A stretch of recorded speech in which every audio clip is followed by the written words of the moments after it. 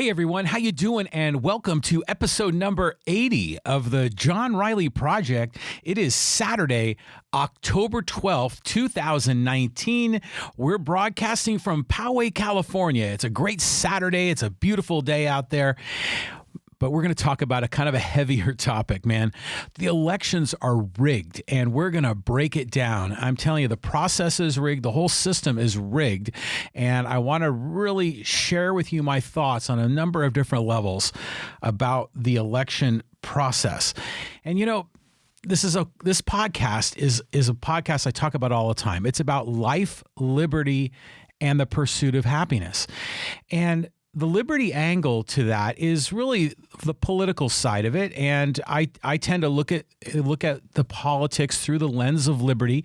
You know, I'm a big free market guy, big individual rights person, big on low taxes, low regulations, that sort of thing, and so you can live your life according to your own values, and you can pursue your own happiness without being coerced from authorities or from other violent actors. And so that's kind of the perspective I take on this.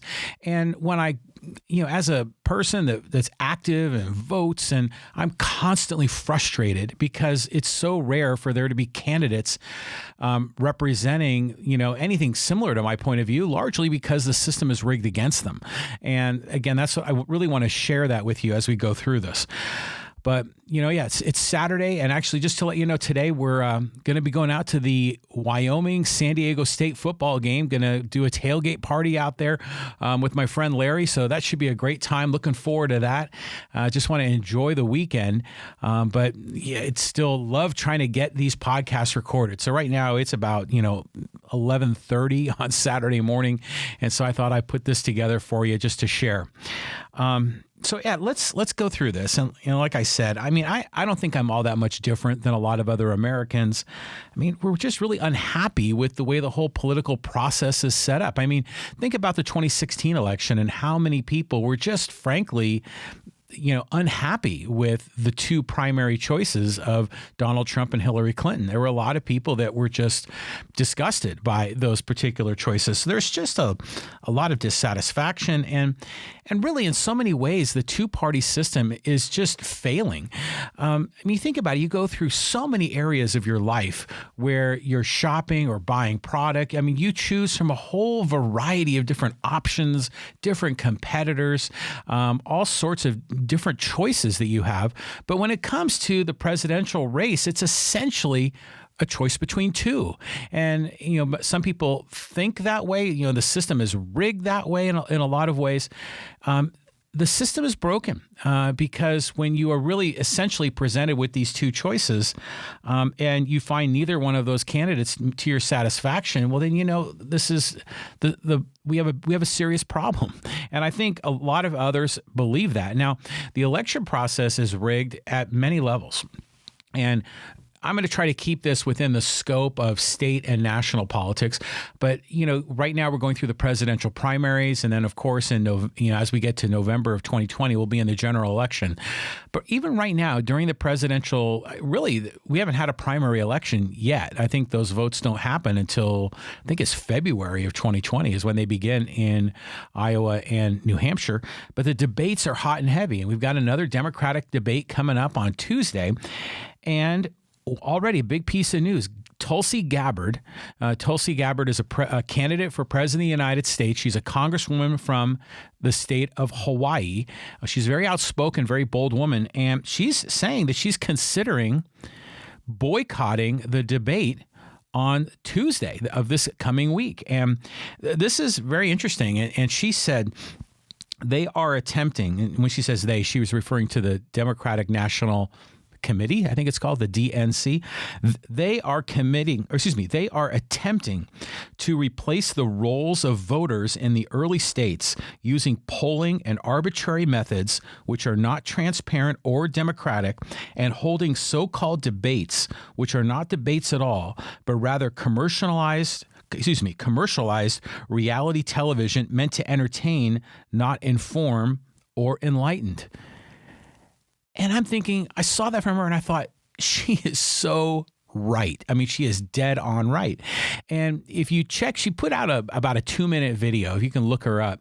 And she talked about it, how she was outspoken that in the 2016 election, she thought that the Democratic primaries were rigged largely against Bernie Sanders and for Hillary Clinton. And that's true. And we'll talk a little bit about that.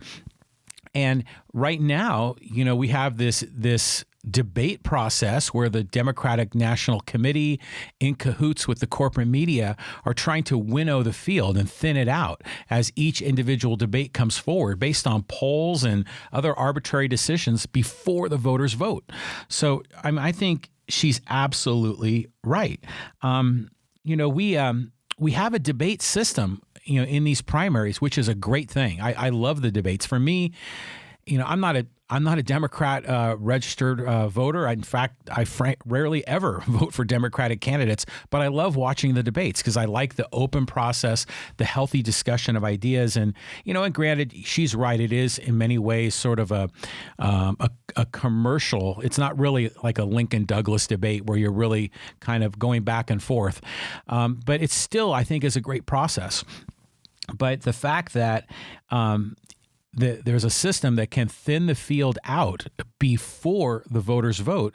I mean, think about it. If you're a candidate for president and then you don't make the cut for the debate, well, then you're suddenly looked upon as not a viable candidate, and then suddenly you begin losing even more support. So it's almost like you're being dismissed before the voters have even had a chance to vote for you. So I think she's got a great I think she's right on target with this. And what's interesting, just for the record, is that she actually qualified for this Tuesday's debate. So, is this a smart move for her to boycott it? Well, she says she's considering boycotting it. Now, if she's smart, she'll actually go and participate in the debate because she'll get more upside by participating than she will by making a principled stand and essentially being ignored after that. So I think she can still make the principled stand as she's doing now, saying that she's considering boycotting and then making her case for it. But then I think she needs to do the right thing and actually participate because it'll be in her best interest. But you know what? I mean, we're criticizing the Democratic Party as far as winnowing the field. The Republicans doing the same darn thing. I mean, like right now, have we seen any debates amongst the Republican candidates? I know that there are 3 competitors to President Trump. There's Massachusetts Governor Bill Weld. There is Mark Sanford, the former congressman and governor of South Carolina. And then there is one other person whose name is escaping me, and he's a talk show host from Chicago, but he was also a former member of Congress. And I remember he has a name that is similar to someone else famous, and I can't remember that individual. But all 3 of those are legitimate candidates with legitimate national profile political resumes that I think are serious candidates. And are we seeing a debate? Well, there's been a couple of small ones amongst them, maybe 2 of them on a talk program, but certainly President Trump isn't participating in the debates because the party is protecting him. And then the Republican Party goes even further, and already in 5 states, they've canceled the primaries or the caucuses. In the states of Alaska, Nevada, South Carolina, Arizona, and Kansas, they just said, we're just not going to vote. We're not going to have the people vote in caucuses. We're not going to have the people vote in primaries because Trump's going to win anyways, and we all support Trump. So we're just going to have Trump be the automatic guy from our state. And I'm thinking the elections are rigged. And this is another great example of it. And then, heck, even in the 2016 election cycle, when, the Republicans when the Republicans were going through their process and they had a huge field of candidates, they also did the same thing that the Democrats are doing now, where they were winnowing or thinning the field. And I remember they had the kiddie table debate, kind of making fun of the whole Thanksgiving thing where the adults are at the big table and the kids are at the little table. For the candidates that had lower numbers in the polls, they had them at a kiddie table, which in some cases they weren't even invited to that. And And each successive debate, they would ratchet up the criteria, just as the Democrats are doing. They keep raising the bar, and it's all based on polling, where they're only talking to maybe a few hundred, a few thousand voters. And they're using that to project over the long term, which I think once they thin the field out, they're really rigging the system and essentially protecting the establishment candidates and preventing upstarts from really challenging. And they're destroying the democratic process. So we're seeing this in both parties. And I just think it's disgusting. So, when you hear people, and usually you hear this from people on the left, the democracy is under threat. They're right. I mean, because this process, the elections are rigged. And it's not just the actual voting process, but it's the whole system that goes around the way the media reports on it, the way the debates work, the whole system as we lead up to when people actually vote, including that process of voting. All of it is rigged. So we're going to break it down. So I got a list of things, and some of these I'm sure you probably know, others you don't. Like the first one on the top of my list is the way the Republican Party is constantly trying to block people from voting. And you see this where there are cases where they don't want to prevent people from registering to vote. You see this with the whole notion of motor voter, where putting voter registration in the Department of Motor Vehicles, so it can be more automatic, more easy for people to register. In some places, there have been initiatives to just make voter registration an automatic thing. And you see all these efforts to block voters, make it difficult for them to vote, make it difficult for them to register. I mean, I think that's just ridiculous because, again, it's manipulation of the process.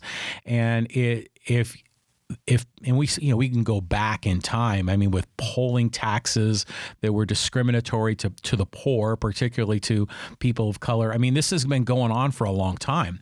It just takes different forms. And I'll share some more examples as we go through this. But you're seeing a manipulation of the registration process, preventing people from being even able to register or making it extraordinarily difficult. Then there's the electoral college system, which is right now getting a lot of publicity. I mean, because there have been 2 elections within the last 16 years where the person that didn't win the popular vote ended up winning the Electoral College vote.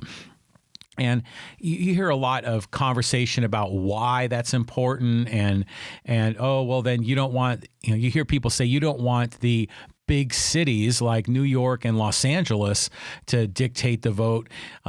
This gives smaller states a chance to have some power and frankly, disproportionate power, in my opinion. And I think mathematically that's true. So you hear a lot of that play. Now, I'm a believer that it should just be a popular vote. I mean, the Electoral College is another distortion or a manipulation of what the popular vote really is. And the rationale for the Electoral College, back in the day was to give essentially slave states more power. It was a compromise position because they didn't want the North to be able to dictate the president every time. But let's break down one specific element of the Electoral College that I think is really important to focus on. And it's the notion that with a couple of exceptions, every state is a winner-take-all state. So the state of California, which I can't remember how many Electoral College votes we have. I think is it 68, something like that. Well, during the general election, when we vote, the state of California will have some proportion that will vote Democrat, some proportion that will vote Republican, but almost always, at least in recent decades, 100% of the Electoral College votes will go to the party or the candidate who won the election. So if a candidate ends up, let's just say hypothetically, getting 60% of the popular vote, they end up getting 100% of the Electoral College votes for that state. And so that, in my opinion, is like stealing a vote. So, for example, I live in the state of California. I didn't vote for Hillary Clinton, but my vote essentially counted in her column because 100% of the votes in the state of California go to the winner of the popular vote. So in a regular popular vote across the whole state, then every vote counts. But in this case, because 100% of the 100% of the Electoral College votes goes to the popular vote winner, then yeah, people's votes are stolen. They are essentially ignored. So I just think that's just fundamentally wrong. And then because of that winner-take-all process, what ends up happening is that you have all these so-called safe states. Like California is a safe state, and up until recently, I think you could say Texas was a safe state for the Republicans. And so what ended up happening is that votes in those so-called safe states really weren't all that valuable. You knew that if you went to the polls and voted, that really it didn't matter if you voted yes or no or for which candidate or not. That whole state was going to swing red or swing blue. I mean, it was a safe state. So as a result, the states where they are so-called swing states, states where the Republican and Democratic votes are pretty close, those states, if you're voting there, your vote is far more valuable. So if you are a voter in Ohio or Florida, your vote carries a lot more weight and has a lot more power than a vote in Vermont or a vote in Alabama. So the candidates know that. So think about how many candidates during the general election. I mean, in the primaries, California is going to be competitive to a degree, but amongst the Democrats. But in the general election, how often do you see general election candidates like Hillary and Trump campaigning in California? It was very rare. They were primarily here to do fundraising. So these candidates can essentially ignore these states and then just focus all of their attention on those states that are swing states. And frankly, that's part of the rigged process as well, is that they don't have to campaign everywhere. They can only campaign in a few spots and then end up winning the thing. So it's an interesting argument because you hear people say, well, we don't want Los Angeles and New York City to decide an election in a popular vote. Well, right now you already have a small handful of locations that effectively decide the vote. But at least in a popular election, every vote counts the same. But in an electoral college system, it doesn't, because votes in certain areas carry far more weight than votes in other areas. And the candidates know this, and that's why they don't bother campaigning in a general election in Oregon or in Mississippi, because they know those states are safe. So again, the system is distorted. The system is broken. The system is rigged, in my opinion. And then look at the media coverage. You know, whether you're looking at all the cable news or the online print publications, I mean, newspapers, magazines, television, radio, I mean, they are just so massively focused on the two-party candidates. And an upstart third-party candidate really is just sort of dismissed because no one takes them seriously, even if they have some kind of a track record, some kind of a history. You see this, and even at not just at the presidential level, but at the governor level, at the Senate level, the congressional level, the focus is always on those two main parties. So it becomes sort of a chicken and egg thing where the media focuses on those two primary party candidates. As a result, that's who the voters poll for and who they vote for. And then the media says, oh, we just cover who people want. And you end up with this cyclical process rather than having an open, transparent process that gives other candidates opportunities. I talk a lot about the media, and I always say the media is biased. There is no such thing as an unbiased media. And people will often say, oh yeah, Fox News is biased or MSNBC is biased. But then they'll sometimes make the claim that, oh, well, the NPR is not biased or the BBC is not biased. But you know what? Even if they try to play it even-handed between the left and the right, between the Democrats and the Republicans, they still are biased because they choose to ignore all the other perspectives, all the other candidates, all of the other campaign platforms by focusing just on those primary two. So the media also, again, the media is in cahoots with this process. They distort it and they end up rigging the system as well. And then, my goodness, I mean, you go into these debates and the debates are critical. I mean, like I said before, if you are not participating in the debate, then you are essentially dismissed by the media, by voters, as really a non-viable candidate. But when they set the criteria to be difficult to get into the debates in the first place, then again, it creates that chicken and egg situation, and it's rigged. You know, what's interesting is Michael Smerconish, who is a radio talk show person on Sirius XM Satellite Radio 124. He also is on Saturday mornings on CNN. I give that guy great credit. I mean, he really tries to play it, even-handed. Tries not to be biased, although, like I said, it's impossible to be truly unbiased. But he clearly is not a hardcore red or hardcore blue. He takes pride in being independent. In fact, his bumper song on his radio program is that Steeler Wheels song, clowns to the left of me, jokers to the right. Here I am stuck in the middle with you, which I think is great. It was a perfect bumper song for him. But he often says that when we get into the general election, why we see a Republican candidate, we see a Democratic candidate, where is the independent candidate? Because there are more voters registered as no party preference, so-called independent voters. There are more of them than there are Republican voters. And there are more independent, no party preference voters than there are Democrat voters. So the no party preference independent voters have a plurality. They have the most quantity of voters. They don't quite have a majority yet, but they have more than the primary two parties. Yet you never see the independent candidate, or in some cases a third party candidate, is very, very rare if they're ever presented in any of these debates. And frankly, in a lot of cases, these debates are set up to block them. Consider that.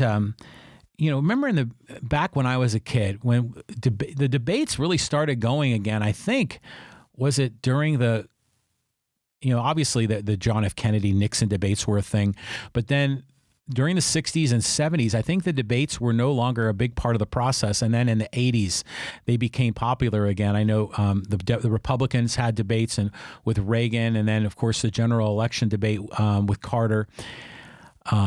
There are some memorable lines from President Reagan during that time. Was the one, "Don't turn off my microphone. I bought this microphone." And then the other one about his criticism, jokingly, of Walter Mondale. What did he say? "I will not take political advantage of my rival's youth and inexperience." That was great. But anyways, back in the 80s, the debates were hosted and moderated by the League of Women Voters, who most people trust to be fair. Most people trust them to be as unbiased as you could possibly be. But then, if you remember, as we got into the 1988 general election debates between Bush and Dukakis, those two campaign teams really bypassed the League of Women Voters, and they made agreements among themselves, about the rules in the debate. Like, you can't say this, or the debate podiums have to be this height, and the system became so corrupted that the League of Women Voters basically said, we're done with you guys. We cannot ethically participate in this because you're rigging the system so much for your advantage. And I give great pride to them. I give great credit to the League of Women Voters for doing that. I mean, here's the line here. I'll just read this. In 1988, the League of Women Voters withdrew its sponsorship of the presidential debates after George H.W. Bush and Michael Dukakis campaigns secretly agreed to a memorandum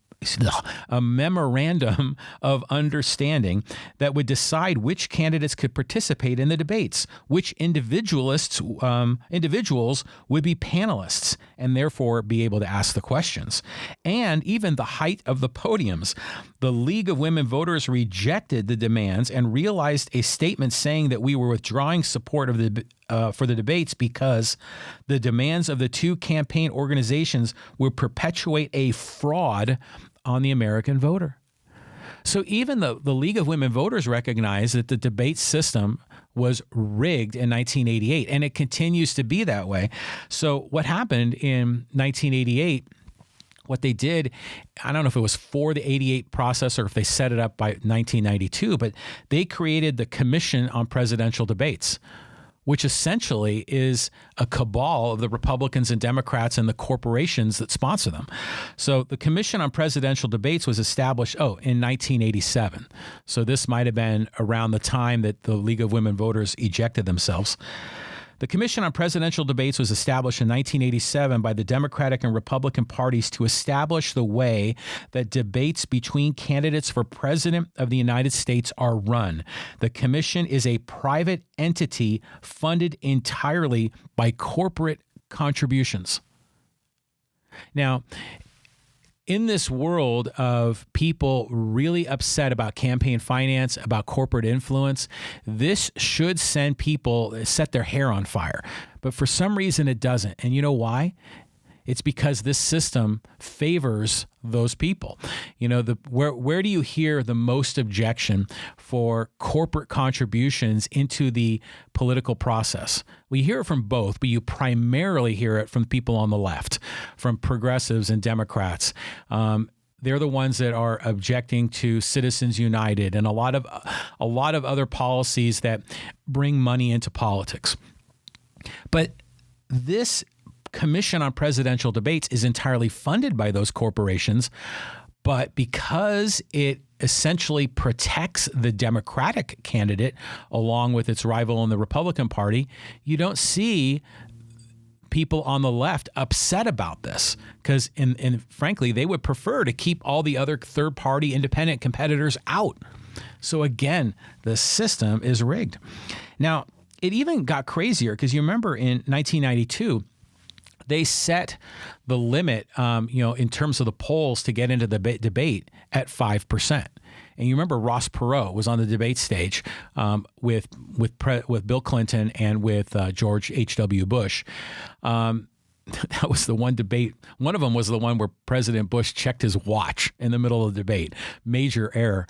But you could see I kind of get off on this thing. I love debates. I think I just love the drama. It's entertaining. It's interesting. I like the issues. And even the whole presentation, the marketing and the branding associated with it, I think is fascinating too. But yeah, President Bush checked his watch in those debates, which was foolish. But anyways, I digress. So back then, the threshold to get into the debate was by showing at least 5% in the polls. And you remember in 1992, Ross Perot was just skyrocketing in the polls and had great traction. He was well above that 5%. Well, after that, after the 1992 cycle, they changed the rules, the Commission on Presidential Debates, and they said, well, now you got to get to 15%. So again, rigging the process, protecting the establishment interests of the Republicans and the Democrats and all of their corporate donors, and preventing independents and third parties from being involved. And so here, during the 2000 election, the Commission on Presidential Debates stipulated that the candidates would only be invited to the debate if they had 15% support level across 5 national polls. Ralph Nader, a presidential candidate who was not allowed to debate because of this rule, believed that the regulation was created to stifle the views of third-party candidates by keeping them off the televised debates. Nader brought a lawsuit against them in a federal court on that basis that corporate contributions violate the Federal Election Campaign Act. So,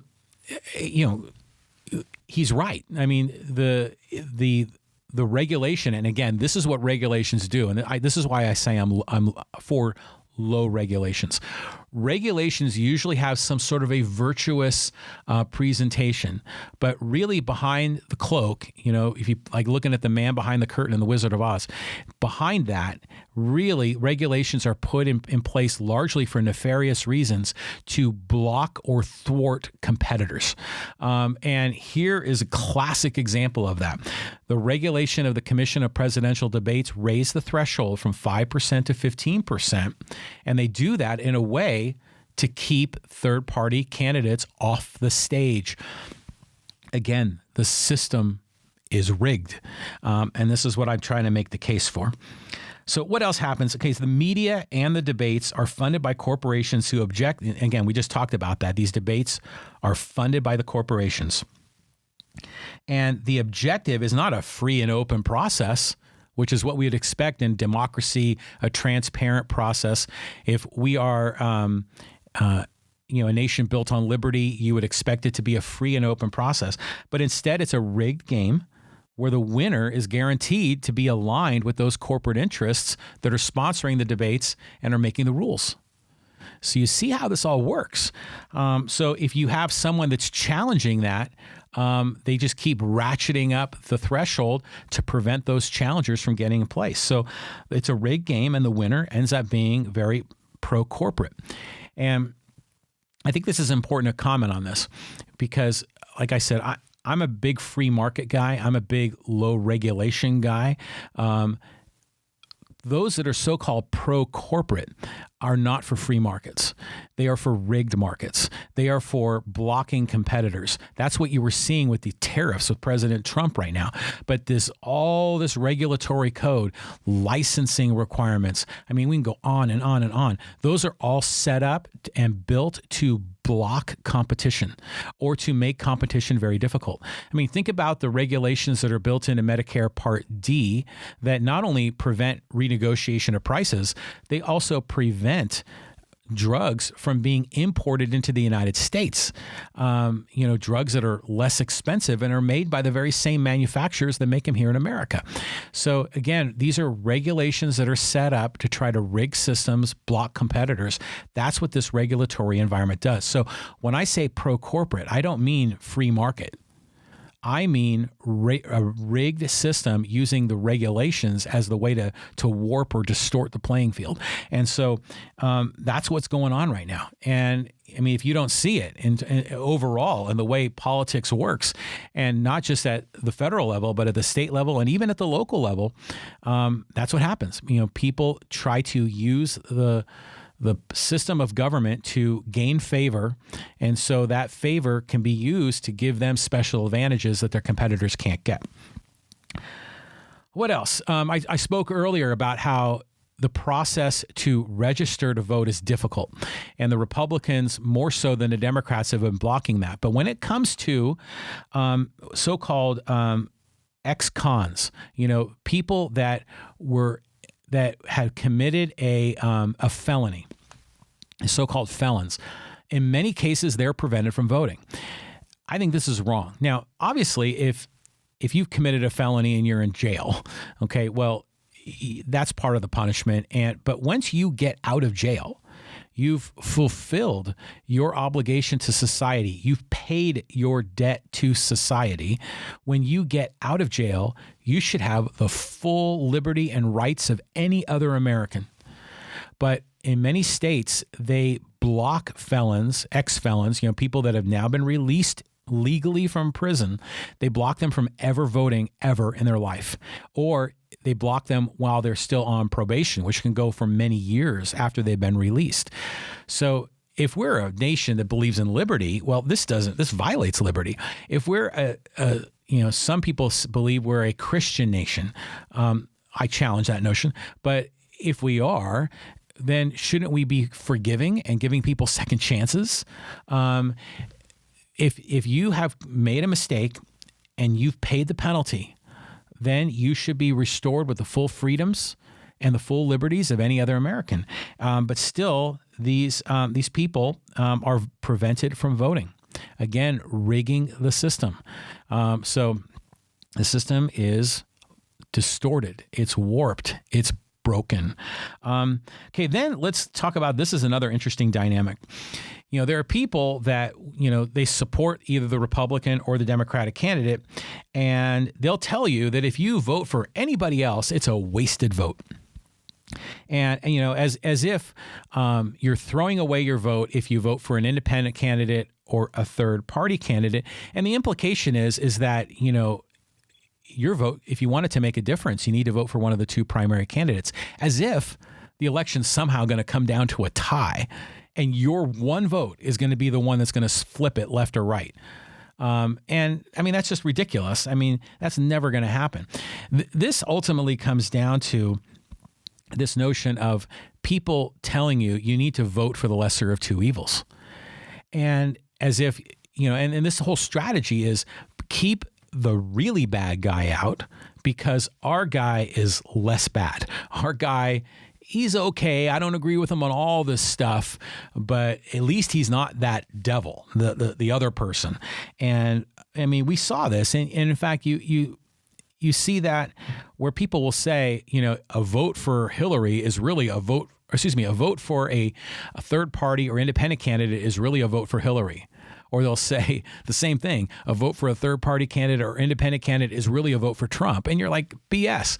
A vote for a third party candidate or independent candidate is a vote for that candidate. It's a rejection of the other two. So in fact, we saw that, the whole thing we talked about Ralph Nader. In the 2000 election in Florida, a lot of people are saying Ralph Nader was the one that screwed Gore. They think, well, those Ralph Nader voters, they would have voted for Gore. And again, still playing this game, this sort of, you need to vote for one of the two lesser of evils if you want your vote to count. Well, the people that voted for Nader in Florida were rejecting Gore, and they were rejecting Bush because they believed that Nader was the best choice. Nader was the candidate that was more aligned with their own values. So the situation is nuts. So the idea that you need to vote for one of those two parties because otherwise that's a wasted vote, that is completely illogical. In my opinion, compromising your principles and voting for a candidate you don't like is precisely wasting your vote and throwing it away when you're voting for something you don't want in the first place. I mean, the whole idea of voting for the lesser of two evils, you're voting for evil. Why would you vote for evil? That's just wrong. So, but you see this paradigm, this concept is so pervasive throughout society. People have been programmed to think that they must vote for one of the two for one of the two major party candidates because otherwise they're wasting their vote. And I assure you the opposite is true. Now, of course, if you are in love with those two major party candidates, then, by all means, vote for them because that's aligned with your values. But like I said at the beginning of this podcast, I think so many people are dissatisfied with the current process. They are dissatisfied with what the two primary parties are bringing to the table, that voting for that is just perpetuating a lot of the same garbage that we have now. So I just really challenge this notion, this so-called wasted vote notion.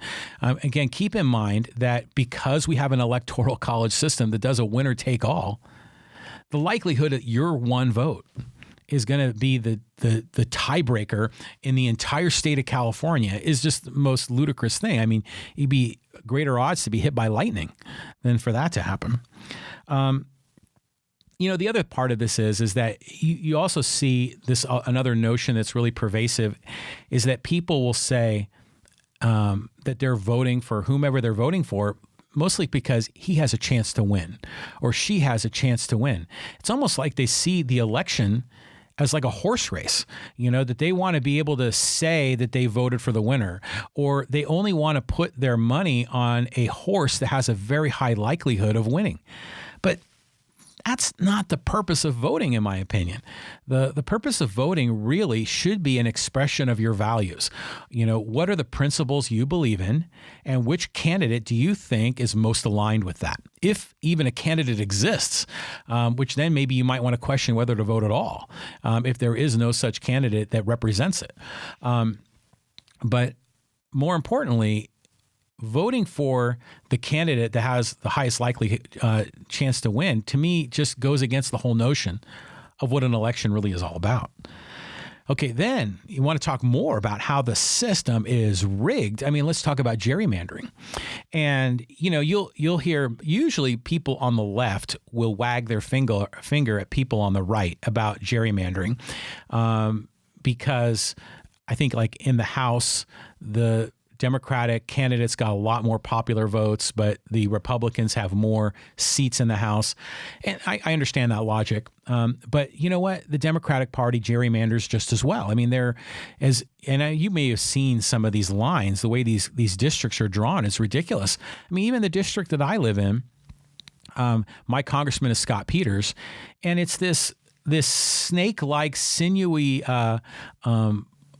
district that starts like in parts of Escondido, flows through Poway, Mira Mesa, then swings west, goes through La Jolla, and works its way down to Coronado. I'm thinking, who drew that? Well, obviously, the people that drew that are the ones that gerrymandered it. They're trying to create. Now, granted, I will say this: the district that I live in is one of the very few districts in America that is not overly distorted and highly disproportional. Like for example, we can talk about a lot of other cases where there are districts that lean way red or lean way blue. The district I'm in, again, one of those rare ones that is reasonably balanced. Although, we've had a Democratic congressman now for multiple election cycles, I think since 2010. But yeah, districts are gerrymandered. I mean, how often do you see a district that's gerrymandered for a third party or gerrymandered for no party preference voters? Have you ever heard of such a thing? I haven't. They're always gerrymandered by the Republicans. Well, they're gerrymandered by the people that vote. They're gerrymandered by the people that are elected. So the Republicans and Democrats are the ones that decide where those lines are drawn.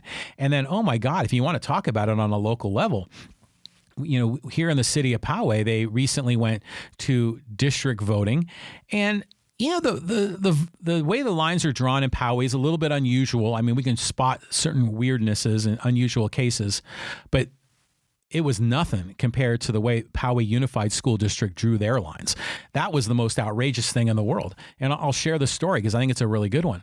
So in what's the date? So this is 2019. So I think it was in the 2018, prior to the 2018 election. So this was during, I don't know, it was in early 2018 or maybe even in 2017. The school district and as well as our city, their hand was forced, and they had to go to district level geographies, and to give greater representation to underserved groups, et cetera. And that's a whole other story. But the fact is that they had to carve up the school district. And keep in mind that the school district, roughly speaking, is 10 miles by 10 miles. It's like 100 square miles. So you figure that 100 square miles would be divided into 5 zones or 5 districts, one for each of the elected council members. But the interesting thing that happened during that process is that 4 of the 5 elected school board members at the time lived within a 1-mile radius of each other. So it was Michelle O'Connor Radcliffe and Darsh Patel, TJ Zane, and Charles Sellers. You could put a pin in the map and then take a 1-mile radius and then draw a circle around that. So what is that? It's a 2-mile diameter. That little 1-mile radius circle, 4 of the 5 candidates lived in it out of a district that was 100 square miles, 10 by 10. And they carved up that little 1-mile radius into 3 districts, into 3 zones to protect 3 of the 4 council members. Now, this was the most utterly outrageous piece of gerrymandering that I had ever seen at the local level. Now, I know it happens at the congressional level, and that's happening way above my head, but this was happening right here in my backyard. And I remember going to the school district and protesting about this, speaking publicly at the public meeting and how outrageous it was.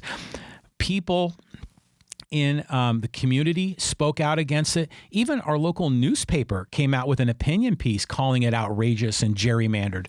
But the people that are elected are choosing the voters rather than the voters choosing them. So they were able to draw the lines, and that was approved by those 5 school board members. And I think it was on a 4-1 vote or a 3-2 vote. I can't remember how the vote broke down, but ultimately the school board chose and made the decision on where those lines were drawn. And then it went to the County Board of Education, who backed them up. I couldn't believe it. And really what this is establishment interests backing up other establishment interests. And you've got people on the school board that are heavily involved in the local Republican Party and in some cases the local Democratic Party. So you see a lot of this, scratching of each other's back and reinforcing establishment interests. The elections are rigged. The elections are distorted. The elections are broken. The gerrymandering is just an outrageous one. Let me go down my list. There's a couple more that I want to cite that I think are important. Okay. So here's another great one. So now this is particularly true at the state level and then even at the presidential level. In order to get on the ballot, you've got to be able to get a huge volume of signatures just to get on the ballot. Now, granted, if you are running as a Republican or a Democrat, you never have to get those signatures, and not to that volume, because those parties are given automatic status on the ballot. So if you want to come in as an independent or as a third party, you have to clear these huge, massive hurdles that are extraordinarily difficult, time-consuming, and expensive to get volunteers out there gathering signatures. Now, sure, if you have a huge grassroots movement, you can pull it off, but it's really, really difficult. And the reason they do it is to protect the interests of the 2 main parties. The system is rigged. The system is broken. Then here in California, you remember what they used to do is they would have the primary elections, and they would take, the Republicans would have their own primary. And let's just assume we're voting for, governor, let's say governor. The Republicans would have their own primary. The Democrats would have their primary. The third parties would have their primary. And then they go to the general election, and you'd have the one Republican, the one Democrat, the one Green Party, the one Libertarian Party, whatever. And they would be on the general election ballot. Well, they dismissed that whole thing. And now they just say the top 2 voters in the primaries are the ones that will be on the ballot in the general election. And so what ended up happening now is that all these other third parties are essentially never going to get onto the general election ballot because the system is rigged. The system is broken. And in some cases, you get 2 people from the same party that are up there. So, again, it's meant to protect establishment interests. And in a Democratic state, the people that made that decision were largely Democratic voters. And this is going to always protect Democratic candidates, because you're never going to see 2 Republicans or an independent and a Democrat. It's always going to be two Democrats or a Republican and a Democrat. So again, the system's broken and it's rigged. Okay, so then the media gets involved in this. I've talked a little bit about that, but remember the 2016 election cycle? I mean, President Trump, I understand when he was running, he was kind of a phenom, saying the most utterly outrageous things on the campaign trail. But when he was out there doing this, the media was on him 24/7, and he got a ton of free publicity. And meanwhile, all the other Republican candidates who were jockeying for position, and you could make your judgment on whether you like a lot of those Republican candidates or not. I mean, there's some were a heck of a lot worse than others, that's for sure. But it was like they always said, the oxygen was sucked out of the room. And so because there was constant 24/7 coverage of Trump in the in the media, it effectively just rigged the system for him. And it was funny. The craziest thing is that Trump would always say, the system is rigged and everything else. But you know what? He's right. The system is rigged for him. The media covers him 24/7. The Electoral College is going to tilt his way for the Republican Party. The fact that, he is avoiding primaries and caucuses in the 2020 process, the fact that he's avoiding the debates and he's not held to account. The system is rigged, but it's rigged for President Trump and a lot of other establishment people in both parties. So again, crazy. And so, And then, the debate process, which I've already talked about, it's set up where they're constantly working to thin the field, to winnow the list and reduce the quantity of candidates on stage, even before the voters have had a chance to vote. And they do it based on some polls of just, a very small sample size. And then the other interesting thing is that, especially amongst the Democrats, they're all saying we need to get money out of politics, but then they make their decision on who gets in the debate based on their fundraising metrics and how well they do in fundraising. So it's just ridiculous. So, this is what Tulsi was rightfully objecting to, is that the system is rigged. So, okay, and then there's the superdelegates. And we saw this again in the 2016 election, where the superdelegates are essentially these party insiders, and this really is mostly in the Democratic Party, where there are certain anointed important people in the Democratic Party that have essentially the power of thousands of voters. And a great example is what happened in the 2016 primary in the state of New Hampshire. In that primary, Bernie Sanders won the primary, roughly speaking, 60% to 40% on the popular vote. So you would think that when they go to the Democratic convention, when they're all on the floor and the great state of New Hampshire will pledge this many delegates to, this person for president. So you would expect that the proportion of delegates would be broken down 60% of them, because they had 32 delegates. It would be 60% for Sanders and 40% for Hillary. So what was that, like maybe 19 to 13 or 20 to 12? You would expect it to be that proportion. But what ended up actually happening, because of the superdelegates and in the process, it turned out that they got equal number of delegates. Sanders got 16 and Clinton got 16, even though Sanders won the popular vote by over 20 points. It was like 60 to 37 point something percent. So again, the system is rigged. The system is broken. The system is distorted. And then the media in cahoots, and you get all these talking heads up there. And a lot of times they're saying, that candidate needs to drop out, and they start trying to apply pressure. I remember, again, I'm no Bernie fan, not at all. But I remember in the 2016 process, he had at one point had won 8 out of 9 previous primaries. And they were saying Bernie needs to get out. We need to clear the deck for Hillary. And it was coming from the media. So again, trying to distort the system, rig the system. So the whole thing is just a mess. And it's meant to, just like I said with regulations, it's meant to protect establishment interests and keep out competitors, block them, make it really hard for them to compete. So the establishment can rig the game in their favor. So I got some really good ideas on how we can fix it, and I'm going to break that down. But before I do, I want to invite you to follow me on social media. So join me on Facebook. I have my page, The John Riley Project, and I'm posting content all the time out there. I just like the conversation. I put some things out there. It's all about life, liberty, and the pursuit of happiness. So I post some positive feel-good things, self-improvement.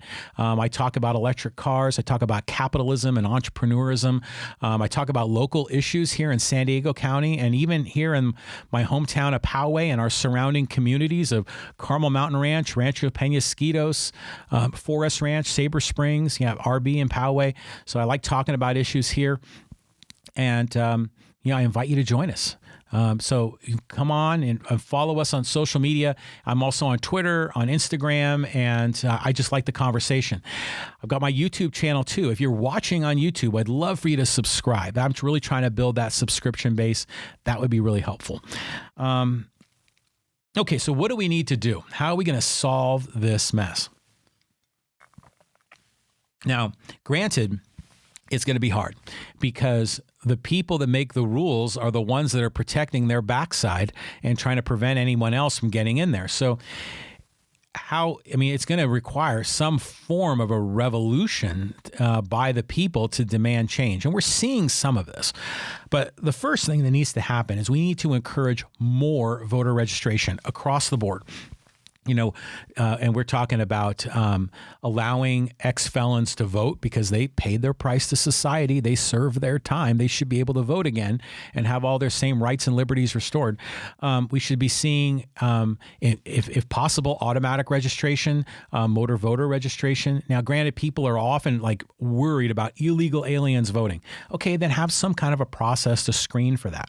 But just make it easy for people to vote. I mean, that's the whole idea in a democracy, is to get people to vote and express their thoughts. So that has to be a huge part of this. And when we see cases where, again, the suppression of registration happens, that needs to be called out with full vigor, and really shamed in the public eye. And the next thing we need to do, and this is a huge one, we have to open up the debates.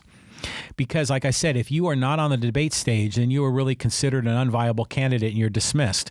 So if the system's constantly being rigged to prevent people from being on the debate stage, then that, again, showcases how the system is distorted, warped, broken, rigged. So what we have to do is we have to prevent the parties from thinning the field. Now, granted, they do need to have some kind of a minimum threshold to get on stage, because they talk about there's roughly 20 candidates that are running for president amongst the Democrats. Well, in reality, there are hundreds, but a lot of them are paper candidates, joke candidates, people with very good intentions and good virtues, but maybe they don't have the resume or track record, and they're ignored to a great level. And you can't have 200 candidates on stage. I understand that. A minimum threshold should be set, and it should be a reasonably achievable threshold. But then once that threshold is set, they shouldn't keep ratcheting it up. It should be kept at that level, so we can encourage more people to participate in the primaries. And then in the general election debates, oh my God, this one really needs to be blown up. In my opinion, the right way to do this is not by looking at the polls. It should be, if you are on the ballot in enough states where you can mathematically win the Electoral College vote, then you should be in the debate. And that would have meant in the 2016 cycle, we would have had 4 people on the stage. It would have been Clinton, Trump, Gary Johnson, and what is her name from the Green Party? It's just escaping me. I just had a tip of tongue. I'm sorry. Oh, Jill Stein. And she would have been up there as well. So, yeah, and we could talk about other kinds of ways to do it, because I know getting on the ballot in every state requires all that crazy signaturing gathering, which is part of the rigged system. We need to break that down in some way. So the bottom line is that when we are looking at an election process where people aren't programmed into thinking they've got 2 choices, and any other choice is wasted. Well, we need to present the full menu of options rather than just the top 2.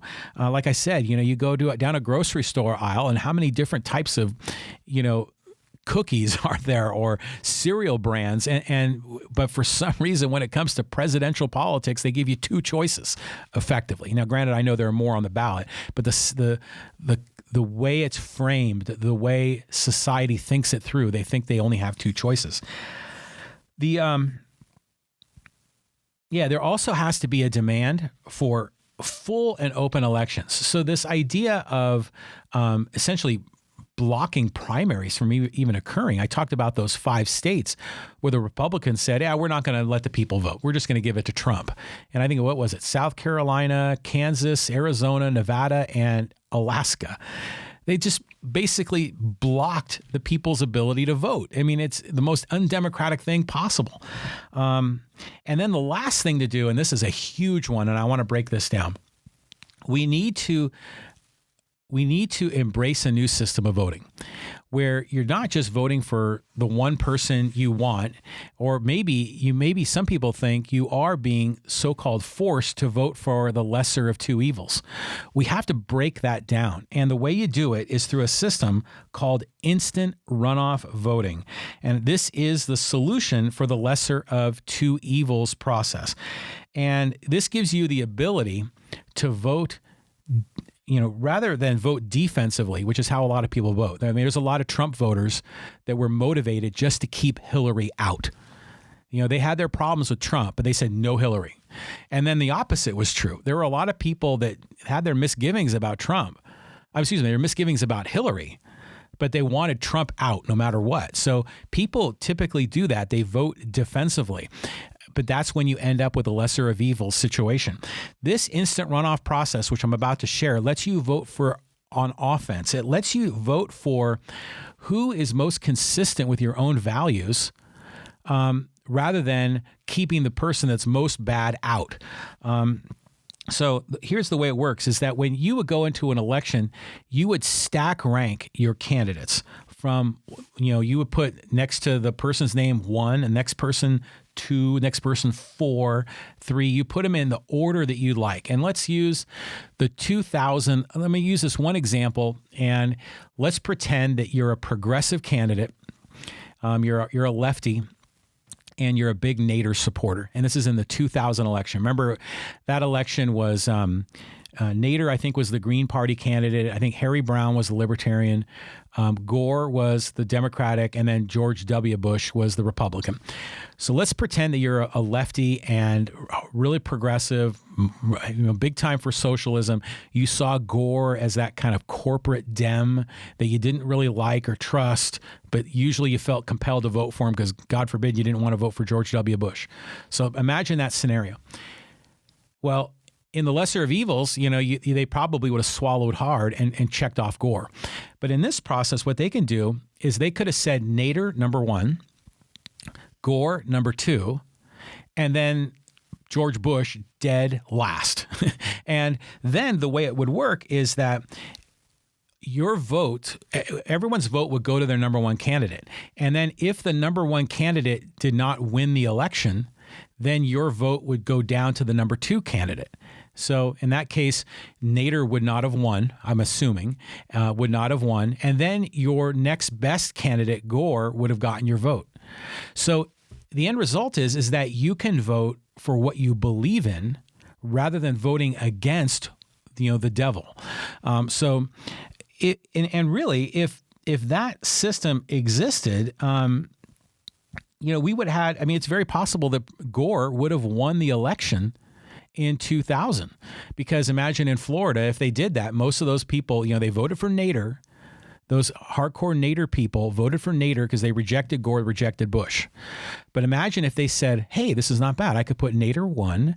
I could put Gore 2. He's my, safety net, just in case Nader doesn't win, I'd still rather have Gore.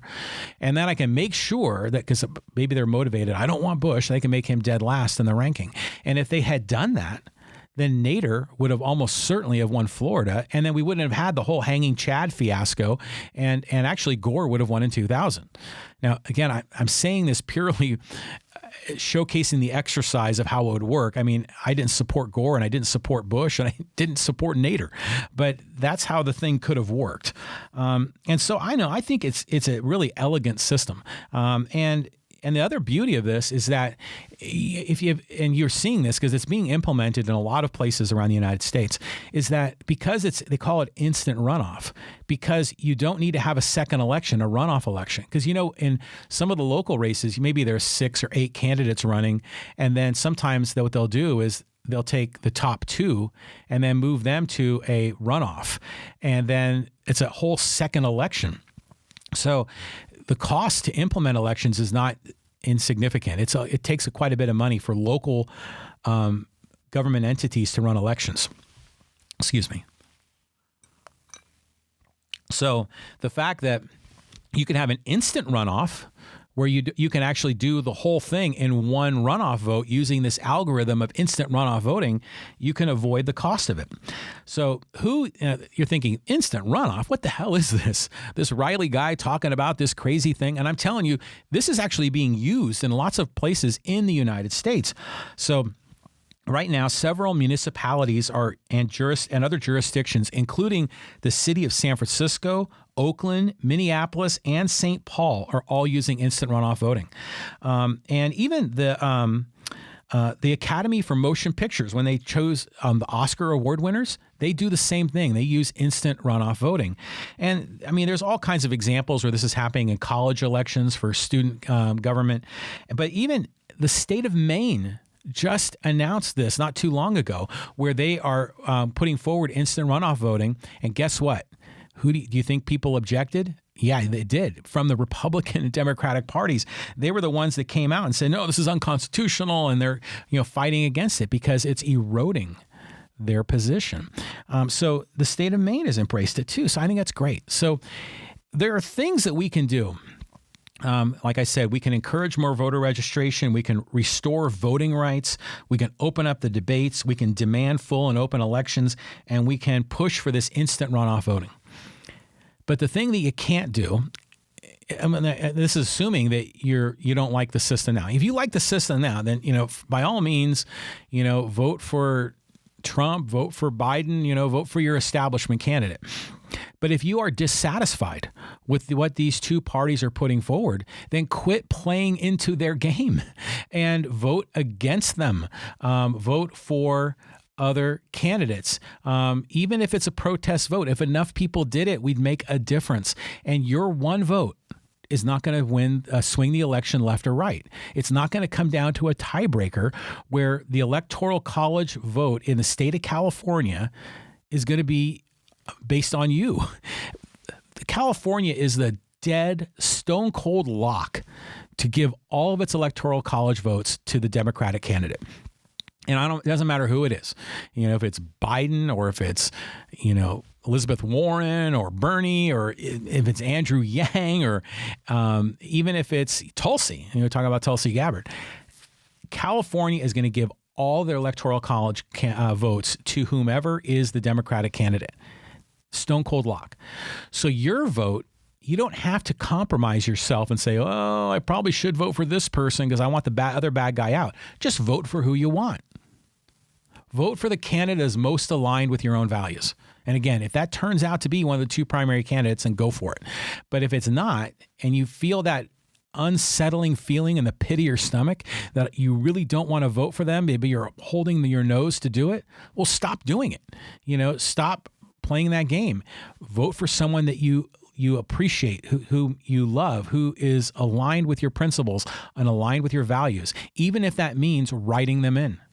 Walk away from that voting booth feeling good about yourself, letting yourself sleep at night, knowing that you did what you believe was best for you.